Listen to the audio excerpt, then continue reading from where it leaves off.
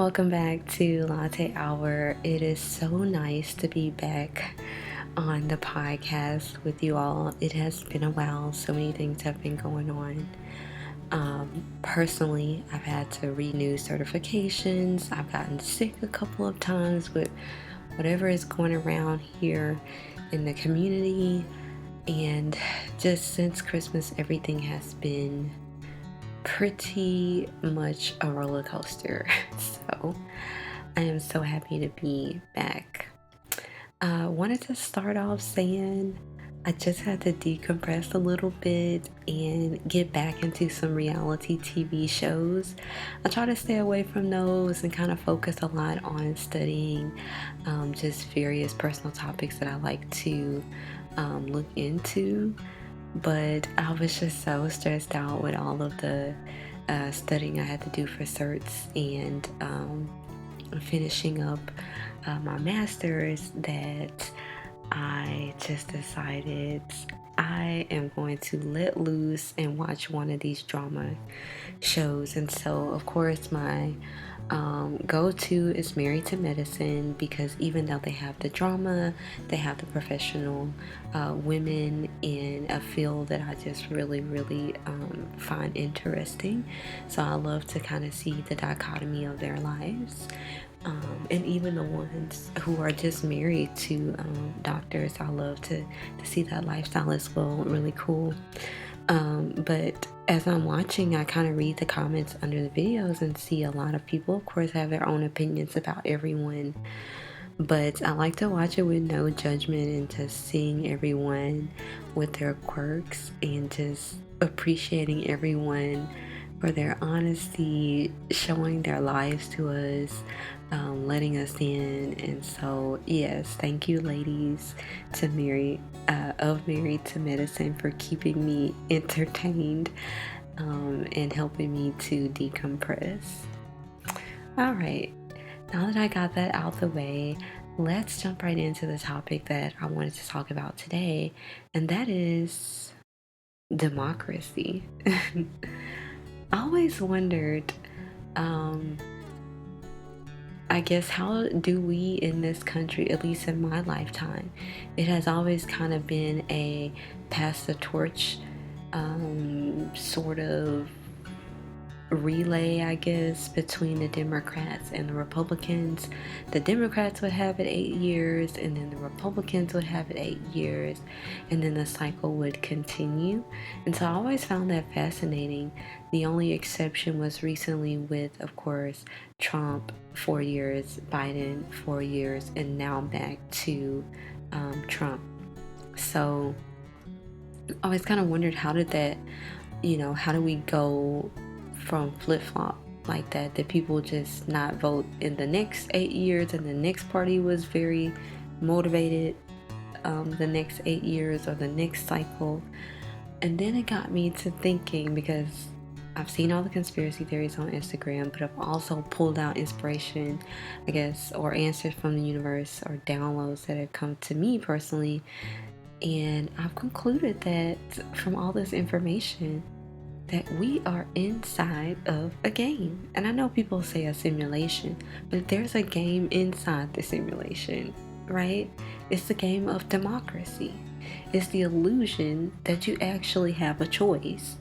And so I just found it very convenient how the parties flip so efficiently from one to the other, one to the other. It's the illusion that you're on a team and your team is going to win at this point, or the script.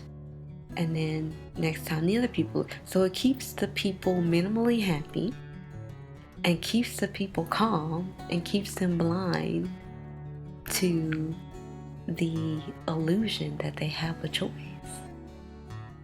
And then that also got me to thinking, well, all my life I've wondered, why does the United States try so hard to spread democracy everywhere? I understand that we're our brother's keepers and that we want to make sure that people around the world are being treated humanely, but does that have to be under democracy? And then it hit me. No, it doesn't. But then the game within a game, when you go and take military action against a country and then say that you're bringing them democracy, what you're really bringing is a system to their government that you now can manipulate. The same way our government is being manipulated. I hope that's making sense. I hope it's clicking.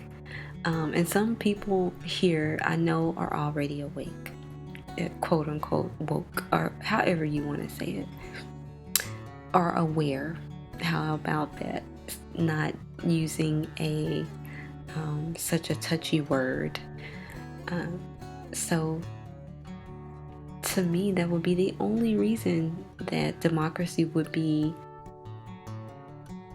given the illusion of being superior, because the same elite people that are running the world, if they can bring democracy to a country, then they can manipulate the system and manipulate the outcomes so effectively that people think that they actually have a choice. So that's really the little small tidbit of information that I was able to download and gather from other creators and things like that. It's kind of a combination. For me, I'm sure we all have the same thing. We're all downloading information from the universe, but we're also hearing other people's points of views and then coming to a conclusion that makes sense to us. So let me know, how do you feel about the US spreading democracy around the world? And do you believe that this is a game within a game, or do you believe it is an honest system? The other question would be, what would a true democracy look like? Because I do believe democracy is one of the better governmental systems, but how do we safeguard it and eventually eradicate or almost eradicate the